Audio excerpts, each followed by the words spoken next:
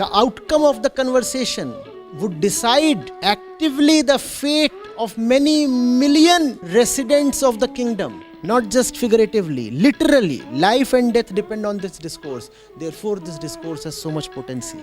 Arjun is the real life student, not the ideal disciple. Therefore, Krishna's persuasion has the cutting edge mastery. That's what happened with Arjuna as well. So the Bhagavad Gita is such a real and captivating story. Namaste Acharya ji. So I'm Rahul here. I'm final year PhD student from Department of Biotechnology, IIT-Madras. So I'll just elaborate my question here. I have a kid who will go to school in next couple of years. So now I wish that he gets exposed to lots of friends with different cultural background, and he knows and respects these cultures. Now in our country, the food habits that they change from region to region, culture to culture, communities to communities. And I've seen that most of the time adults, they discriminate among each other depending on their food choices, especially when it comes to vegetarian and non-vegetarians. So my kid too will have friends who would be meat eaters, unlike him.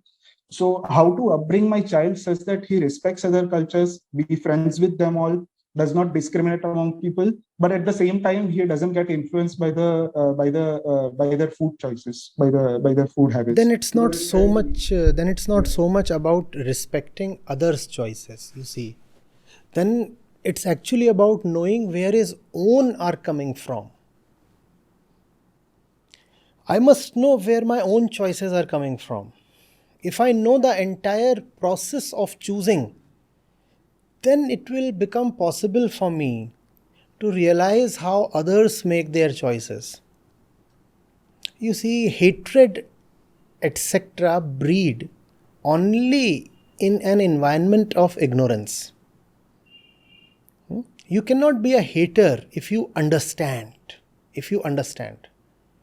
If I do not understand why a certain individual behaves in a certain way, I'll just take his behavior as the only thing available or visible, because that actually is the only thing visible. I'm not able to see what's behind that behavior, and that behavior includes the food habits.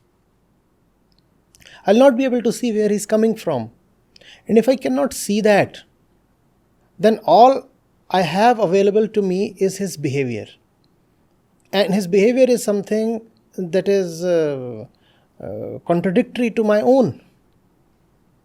And then there is conflict.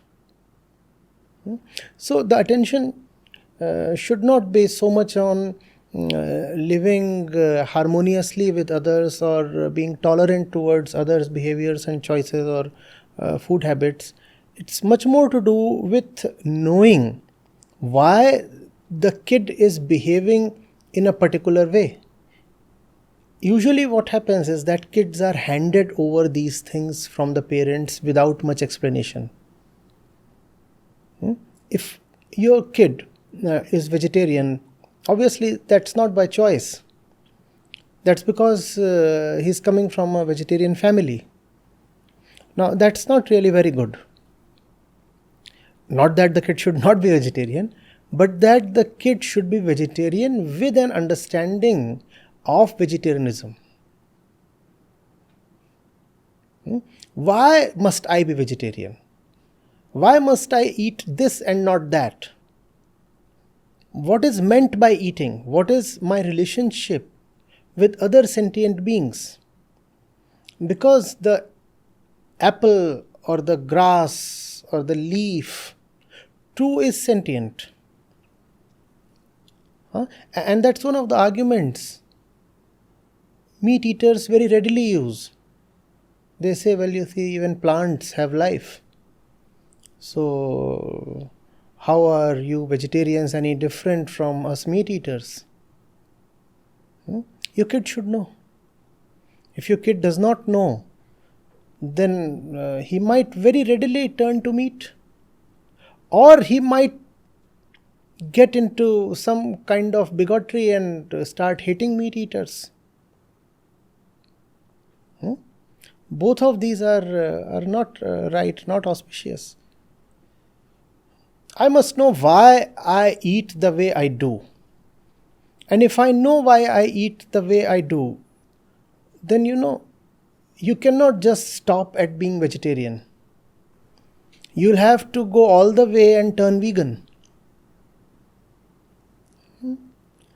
And then I'll also be able to see why others eat the way they do. And then I'll not express hatred, etc., towards their choices, but would rather be able to address the root of the problem. The root of all problems sounds very old-fashioned and boring perhaps, but the root of all problems is just ignorance, lack of self-knowledge. When one does not know his insides, then one makes all kinds of foolish decisions, including the decision about what is there on your plate. Are you getting it? So kindly don't just train or condition the kid. That's not what can be called as education.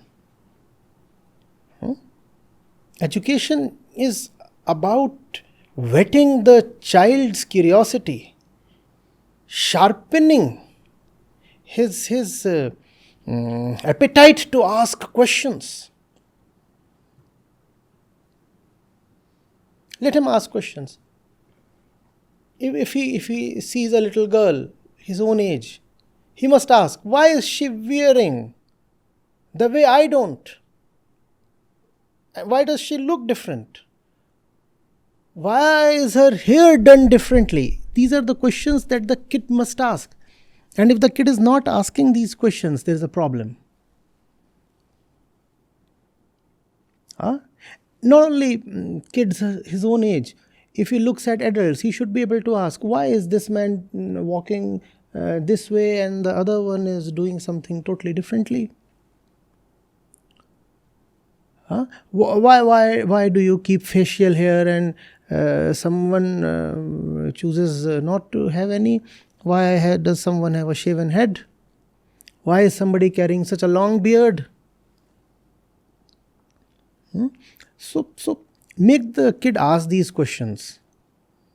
Otherwise, he'll just become a trained kind of, programmed kind of machine, which is no good. And when you are awake, then it's possible to see that the others are asleep. If you too are as deeply asleep as others are, will it ever be possible to identify that the others are acting out of their sleep? To see that the others are asleep, you need to be first of all awake. And when you are awake, then you do not get angry at the random blabberings of the sleeping ones. Happens. You are sleeping and just murmuring something, uttering some random thing which could also probably be abusive. Happens sometimes. And then the awakened one cannot get offended. He knows what's going on. This fellow is in his dreams. He is in a very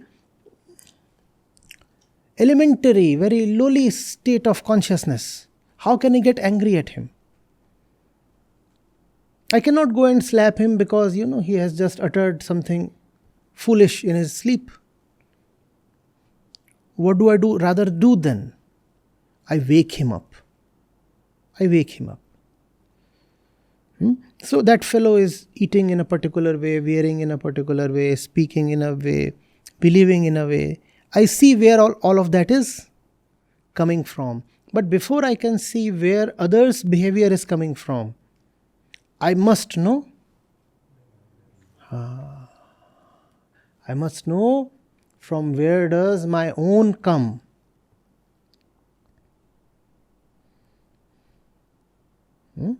So, turn the child into a pulsating mass of raw consciousness. Eager, eager, and eager. Lively. Looking at the world with great wonderment, curiosity, not afraid, not easily contented. A bit combative. No, daddy, I don't agree. Give me a better response if you can. And if you can't, admit.